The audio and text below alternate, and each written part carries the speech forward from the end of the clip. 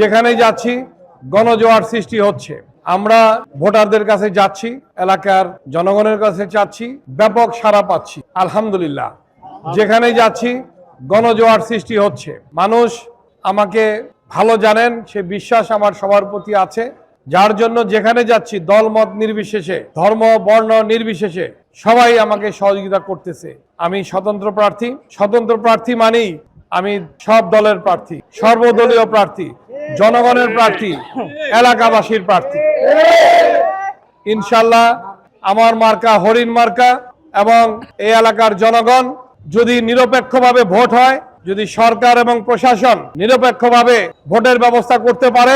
Extreme মশার coil plant fibre দিয়ে তৈরি, তাই সহজে ভাঙে না, সুগন্ধিযুক্ত ও নিরবিচ্ছিন্নভাবে জ্বলে। ডেঙ্গু চিকুনগুনিয়া বাহী সহ যে কোনো মশার বিরুদ্ধে দেয় এক্সট্রিম সুরক্ষা। যার ভোট সে দিতে পারে।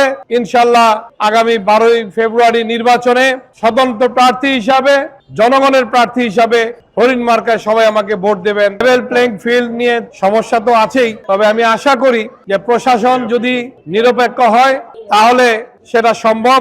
তবে অনেকে আচরণবিধি লঙ্ঘন করতেছে, সেটা আপনারা সবাই জানেন। বিশেষ করে যারা সাংবাদিক ভাইরা আছেন, আপনারা তো বিভিন্ন জায়গায় যাচ্ছেন, দেখতেছেন যে তারা আচরণবিধি লঙ্ঘন করতেছে, কিন্তু কেউ দেখাতে পারবে না যে হরিণ মার্কার প্রার্থী এবং তার সমর্থকরা কোনো আচরণবিধি লঙ্ঘন করছে।